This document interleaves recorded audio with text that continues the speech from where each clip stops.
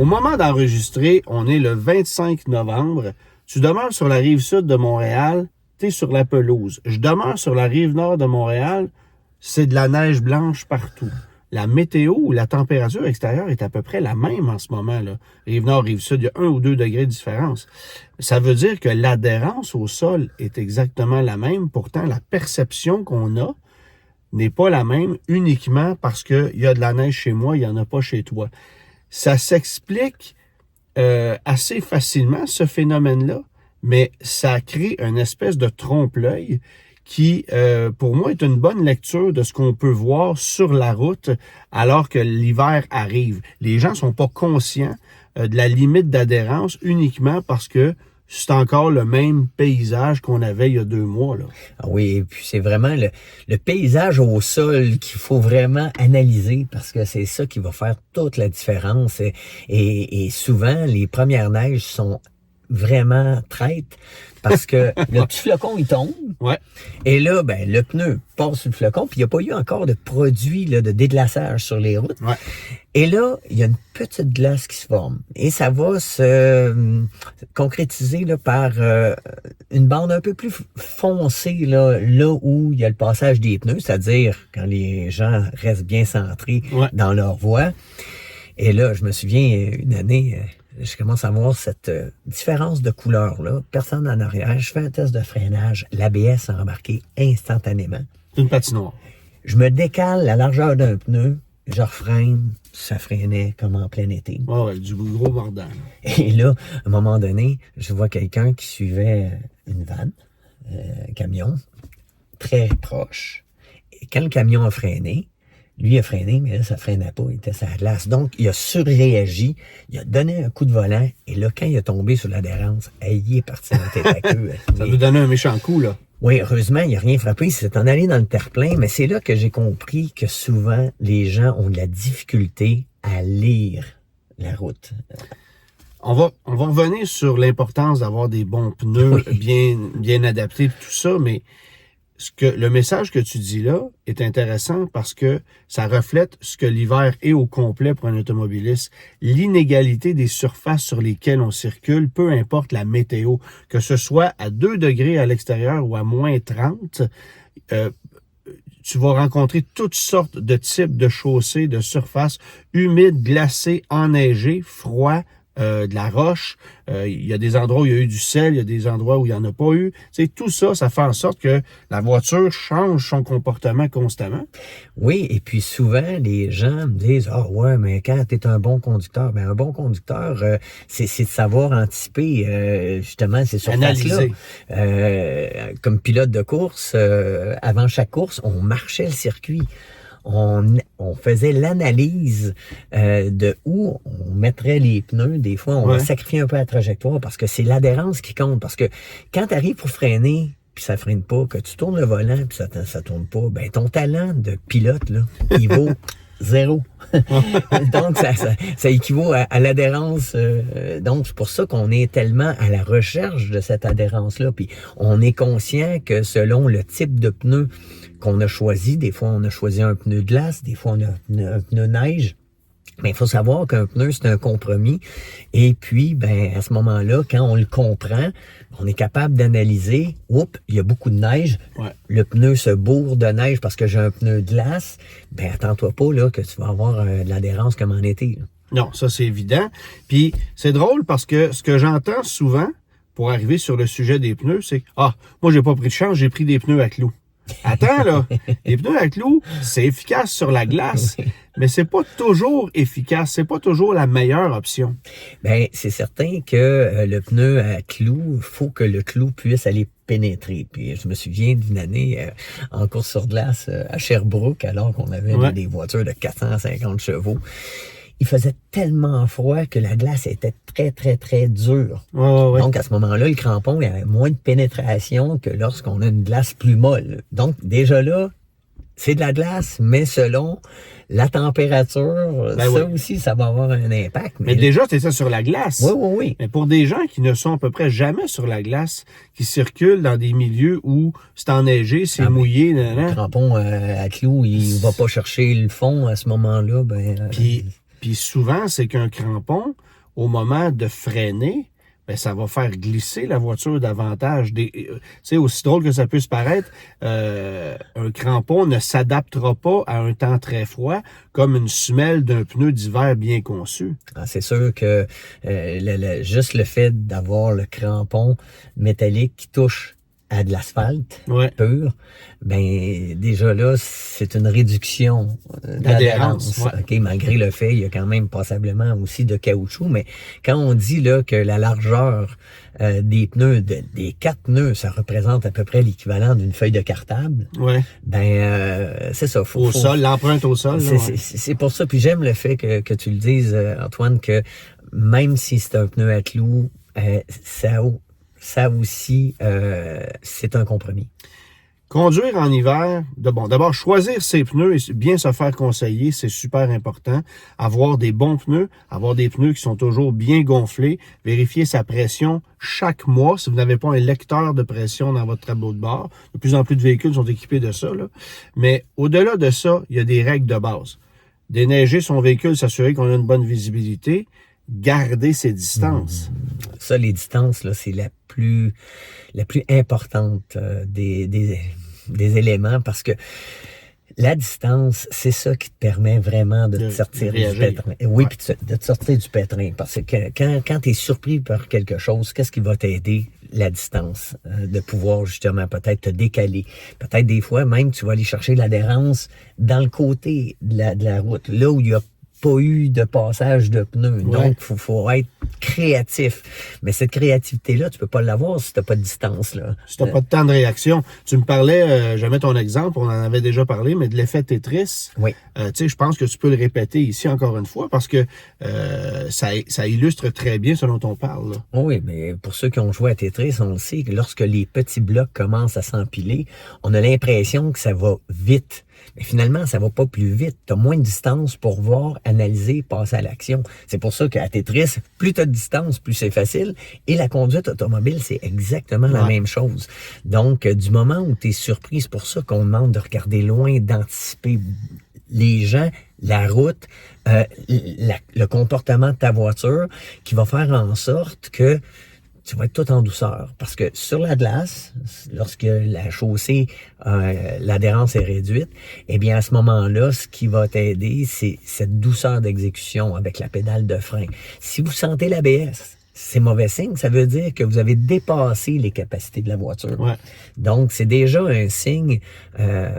Et même chose pour le volant. Plus tu es en douceur, plus tu laisses mordre du moment où tu donnes un coup, eh bien, tu viens de perdre l'adhérence momentanément. Et là, à ce moment-là, ben c'est plus difficile de la récupérer. Bon. Au-delà de ça, il y a des petits trucs de base, là. On est à l'amorce de l'hiver au moment d'enregistrer. Purger son lave-glace d'été pour en mettre d'hiver parce que la fois où vous allez devoir l'utiliser puis que vous allez avoir un frima sur votre pare-brise parce que c'était pas la bonne chose, c'est un truc stupide, mais il y a beaucoup de gens qui ne le font pas. Vous assurez de la condition de vos essuie-glaces et s'il neige, vous assurez qu'ils ne sont pas pris dans la glace avant de les utiliser. Bien déneiger, ça va, tu sais, des trucs de base. Mais déneiger, c'est incroyable. Les premières neiges, souvent, les gens n'ont pas leur balai dans le coffre. Et là, tu vois vraiment des igloos mobiles, là. Des gens qui se promènent avec un petit rond. Ouais. Alors que le sens le plus important en conduite, c'est la vision. Mais ça, faut vraiment, c'est vraiment de la négligence. Là. Ça mérite une amende, là, littéralement. Là. D'ailleurs, il y a des amendes qui se donnent pour ça. C'est 170 $ en passant. Puis tu sais, c'est complètement ridicule. Tu sais, t'as pas le droit de rouler avec des vitres trop teintées. Fait qu'imagine-tu comment t'as pas le droit de rouler avec de la neige partout, sauf dans un petit... Je veux dire, teinté par de la neige. Non, c'est ça. Ça n'a pas d'allure, là. Mais le gros bon sens, préparer sa voiture, juste faire une observation rapide avant de prendre la route, puis s'assurer que tu es équipé en conséquence si jamais il arrive un pépin. C'est important aussi d'avoir une petite trousse à bord de la voiture.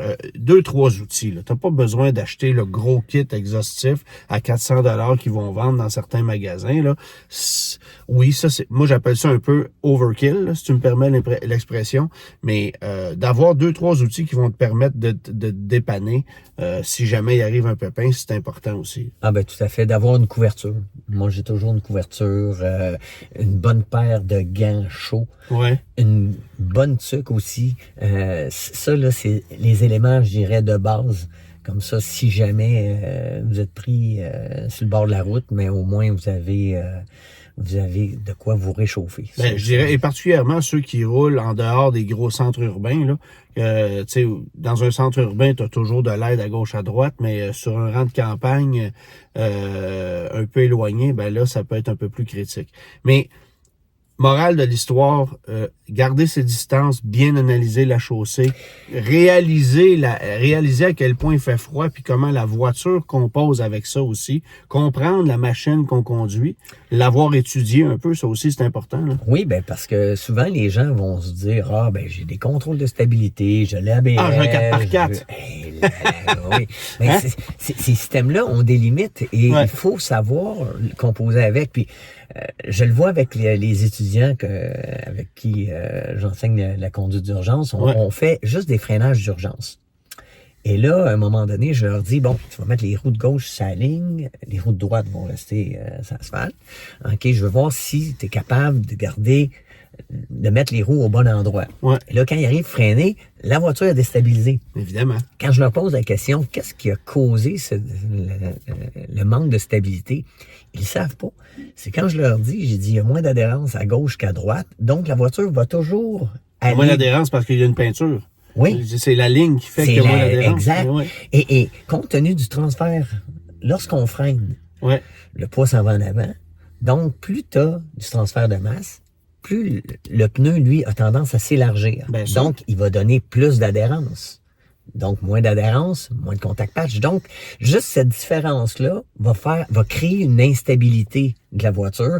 Donc, des fois, là, il y avait une grosse plaque de glace, là, et je les faisais freiner. Et la voiture partait. Puis là, ils deviennent très réactifs. Et souvent, les gens pensent... On dit qu'à l'école de police, il y a quelques voitures qui ont été légèrement endommagées. Mais pas trop. Non, on fait ça dans des zones sécurisées. D'accord. On fait ça sur circuit. Mais n'empêche que, où j'ai resté surpris, c'est qu'il y en a qui pensaient que en gardant le volant droit, la voiture resterait droite. Ils ne savent pas qu'il faut faire le facteur de correction. Et pour le faire, c'est simple. Vous regardez là où vous voulez aller et les mains vont faire le geste. Mais c'est pour ça que je suggère beaucoup aux gens d'aller suivre un cours de conduite sur glace, que ce soit l'école Claude Bourbonnais, que ce soit Mécadlis, que ce soit Icar, Saner. Donc, allez-y. Surtout là pour les jeunes conducteurs, parce qu'on dit que ça prend au moins entre 4 et 5 ans avant d'avoir vu à peu près toutes les conditions. Tous les scénarios. Là, tous les scénarios. Donc, c'est un beau cadeau à faire. Comprendre les notions de survirage, de sous-virage. Puis écoute, j'ai un petit flash. Un pneu d'hiver, les gens pensent que c'est seulement le dessin de la semelle qui fait en sorte que c'est un pneu qui a plus d'adhérence. C'est la composition du caoutchouc qui va permettre de demeurer flexible davantage en hiver qu'en été.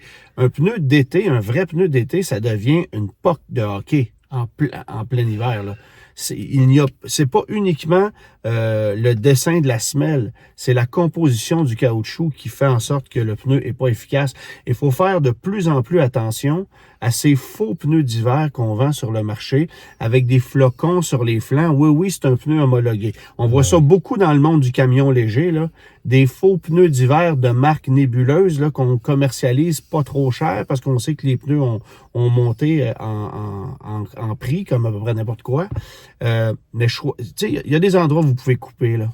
Pas là-dessus. Non, vraiment pas. Un pneu d'entrée de gamme, j'ai quasiment envie de dire des fois là que ça devrait même pas être légal. Parce que il y a tellement de mauvais pneus sur le marché et comme oui, il y a des règlements, mais personne ne les applique dans le monde de l'industrie du pneu, il y a bien des compagnies qui ont compris, oui, c'est facile d'aller mettre un triangle sur le flanc d'un pneu et de dire que oui, c'est un pneu homologué pour l'hiver. Monsieur, vous n'aurez plus besoin de changer vos pneus hiver-été, gardez ça à l'année sur votre pick-up, ça va bien aller. Non, ça marche pas, là. C'est des pneus qui sont inefficaces, mais complètement. sans nommer de marque, là, c'est facile à reconnaître. Là. Quand la marque, vous la connaissez pas, puis que c'est un pneu qu'on vous dit qu'il est efficace à l'année, en partant, ça marche pas. Puis il y a tellement de produits, là, Antoine.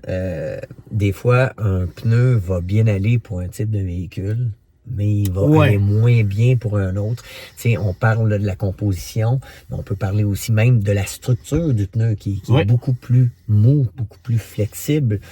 Les flancs, par exemple, il y a beaucoup plus de roulis sur le pneu pour justement être capable là, de vous donner un mordant sur la glace. Mais l'été, par contre, un pneu d'hiver, puis il y en a qui gardent le pneu C'est vrai, c'est un bon point. C'est l'autre problème, là. Ça fond comme neige au soleil. Oui, puis beaucoup moins efficace au freinage, en virage. Sur de l'asphalte chaud, puis ça, ben oui, c'est sûr. Écoute, on en parlait, toi et moi, juste avant de terminer. On est assis à bord de ta Chevrolet Bolt. J'en ai une, moi aussi. Tu as choisi de la chausser en 17 pouces durant l'hiver. Moi, je suis allé pour un compromis, puis je l'ai mis en 16 pouces. Et tu sais quoi? Je la regrette. Parce que j'ai des flancs qui sont plus épais. C'est un petit peu plus mou au niveau de la stabilité. C'est vrai que j'ai peut-être un peu plus d'adhérence au départ initial en hiver de par le fait que j'ai un 16 et non pas un 17. Mais pour l'efficacité du comportement, j'ai un compromis à faire. Ce que toi, tu n'as pas à faire. Fait que, tu sais, tout dépendant du véhicule, faut se faire bien conseiller. Moi, ça a été un gamble. Là. J'ai dit, OK, en 16 pouces, c'est pas la catastrophe, mais je vois la différence entre le comportement de la voiture en hiver et en été, de par le fait que j'ai réduit la taille de mes pneus un peu. Sur certaines voitures, c'est efficace, sur d'autres, un peu moins. C'est le cas de la mienne. Mais bien se faire conseiller quand on achète des pneus, c'est un truc important. Il y a des spécialistes là-dedans. Allez voir des gens qui s'y connaissent, puis ne lésinez pas sur la qualité.